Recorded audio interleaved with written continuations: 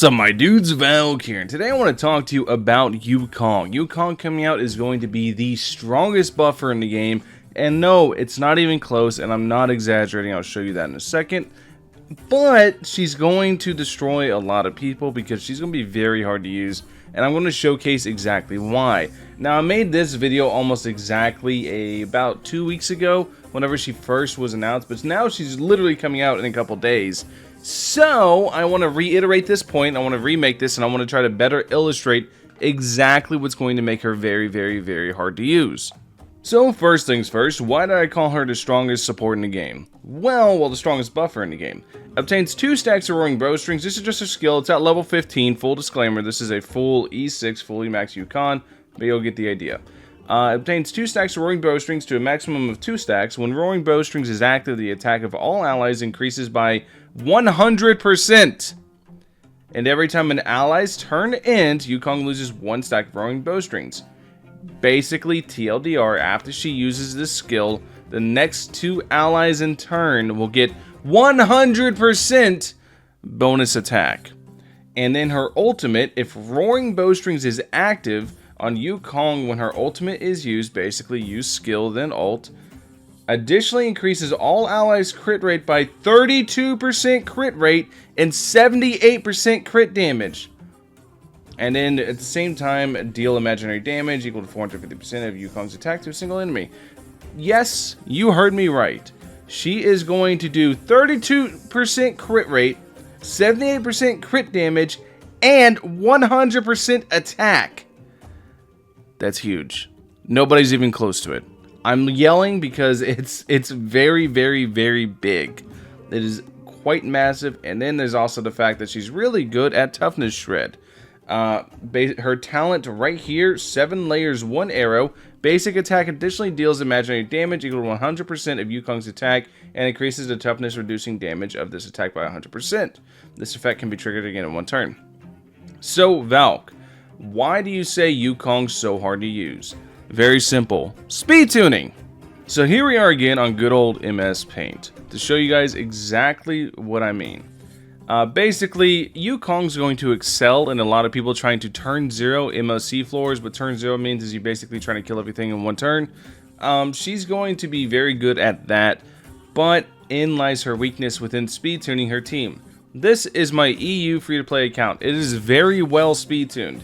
It's speed tuned very, very, very, very well, where Yangqing's going to be taking a lot of turns. Silverwolf is going to be taking a lot of turns. This is a very well speed tuned team. But I want you to pay attention. We're going to treat Natasha here first as if Natasha is Yukong. Let me go ahead and do this and make a little... So you can see here, let me just circle that. This is Natasha. Very first in the turn order at the start of everything.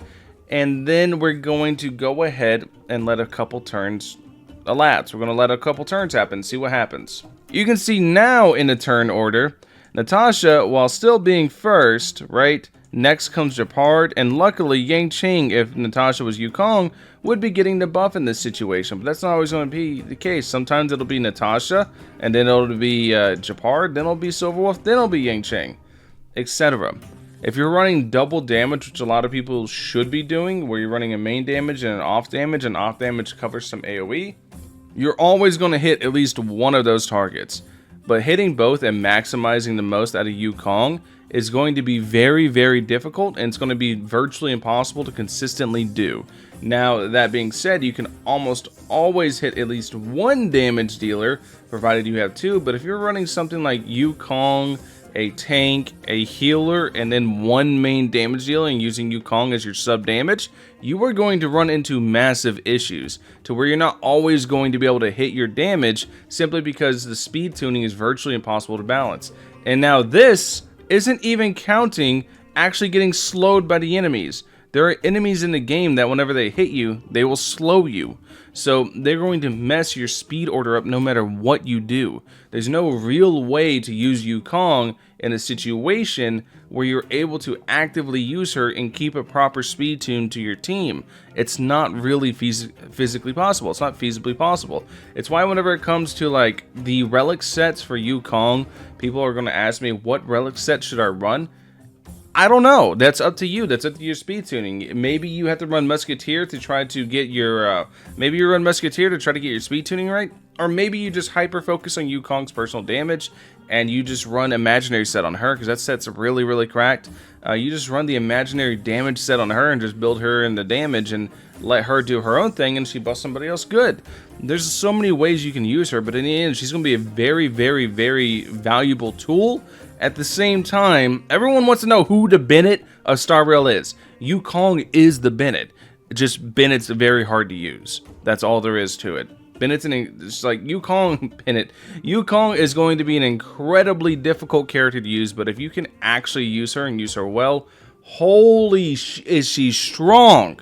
That is such a strong buff. 100% attack, 32% crit rate, 78% crit damage.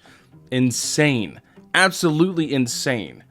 Anyways, that's basically the video. I wanted to like reiterate one more time. And also, please keep in mind whenever you're summoning, do not summon for Yukong if all you want is one copy, because we're getting one copy for free in 1.2. They said that in the live stream. So, keep that in mind, but at the same time, I just wanted to reiterate, just wanted to drive the point home that Yukong is going to be very hard to use, and she's not going to be for everybody, because she's going to mess up, and she's not going to be something that's very practical in the sense of covering a lot of content, because there's many factors to consider whenever you're actually considering somebody that buffs the way she does. Anyways, thank you guys for watching. Let me know what you guys think in the comment section below. Are you guys summoning for Yukong? You guys summoning for Locha? Let me know. Anyways, if you guys are wanting to catch me, wanting to talk to me, I'm not going to be really reading too many comments on this video because I'm kind of unplugged from the internet as a whole right now until I finish Final Fantasy 16. But I'll be streaming Final Fantasy 16 around the time this video goes live. If you're curious, come on by. However, if you want to play Final Fantasy 16 for yourself, stay out of my stream because that's the best way to experience it, is to just play it yourself. Anyways, thank you guys for watching. I'll catch you guys in the next one. Peace.